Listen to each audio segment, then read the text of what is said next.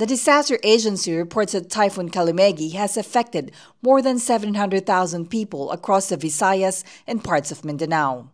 The storm left more than 100 dead and dozens still missing. In Talisay City, Dagawad Kalinga village tells the story of that devastation. Usaka jud ang tubig mga maabot jud nga dili na makita ang among balay, atop na lang.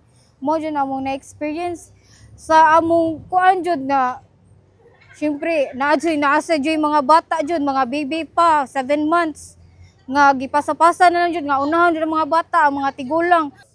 Lucy Cuajo had gone ahead to the evacuation center to prepare a place for her elderly parents.